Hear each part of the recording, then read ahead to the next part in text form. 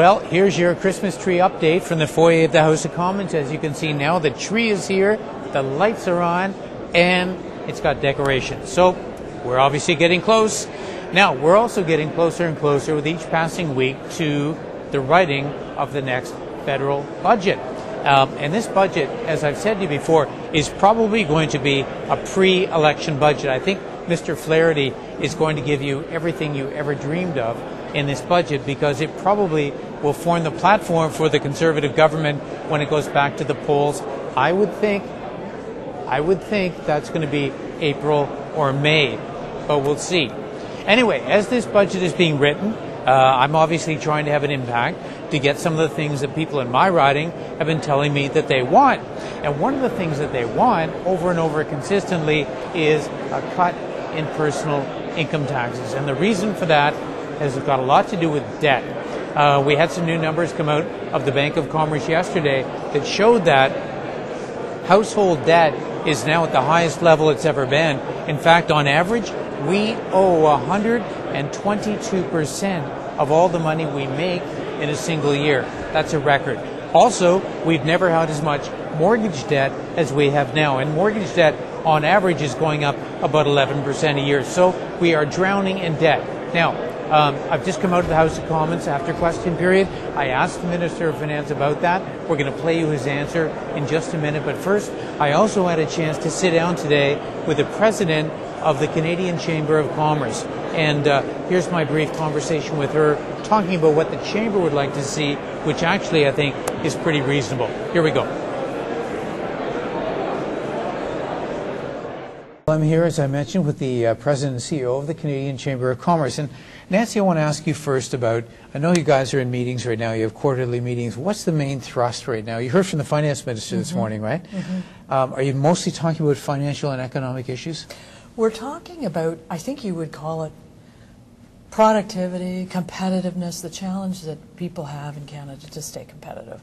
So we've talked an awful lot about skills today. The shortage of skilled workers has a huge impact on companies these days in terms of their ability to grow.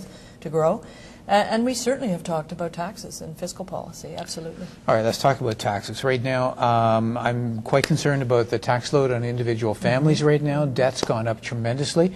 What's your position on individual taxation? We think that's absolutely the key area and where the focus should be. We look at an average modest income family, maybe with two earners, and over 50% of their revenue goes to tax. If you pile it all in, federal, provincial sales tax, et cetera, and so forth.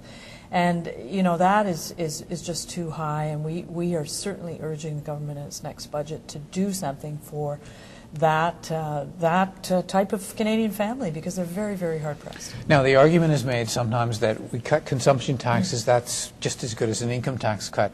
Other people say, wait a minute, I don't even notice a 1% drop in the GST. I need more money in my pay packet. What's your position on consumption versus income tax? The Canadian Chamber would always prefer to see income taxes going down. We feel that that is an area where we are not competitive. And, you know, you just have to look at the difficulty Canadians have to attract, let's say, Americans to come to this country. When they look at our tax levels, they go, heavens. So we would always prefer a steady decline in income tax. And, you know, I think the GST cut does maybe benefit people who are out to buy a house or buy a car or something like that. But overall, we want to see those income taxes go down. In general, governments will say always, well, fine, Nancy, you chamber guys, you right-wingers, you want to cut taxes, but we have to cut spending as well and government priorities. Do you have anything on the opposite side? If we're going to have an income tax cut, what's on the other side of the ledger?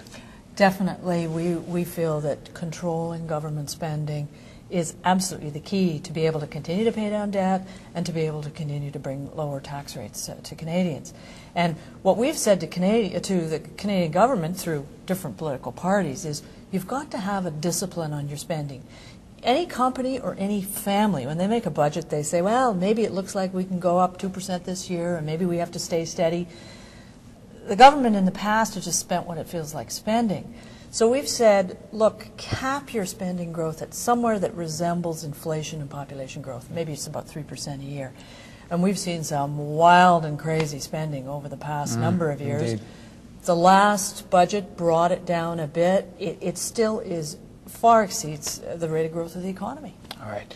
Nancy, thank you. Now, stick with us. We're going into the House of Commons right now. I'm up for a question today, and I hope to ask the Minister of Finance exactly about some of these things that Nancy and I were just talking about. So let's go into the House of Commons right now, and let's see what he says.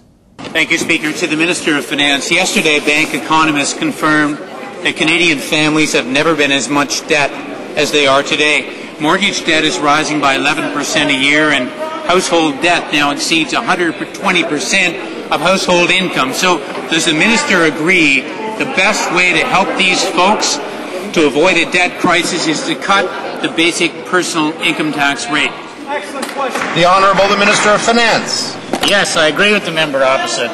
In fact, we reduced personal income taxes this year in all categories for Canadians so that, on average, all Canadians will pay lower personal income taxes in 2007 than they did in 2006. In addition, with the tax-back guarantee and accomplishing elimination of the net debt by 2021, in each year we will have interest savings which we will use each year to reduce personal income tax over the next 15 years in Canada. The Honourable Member.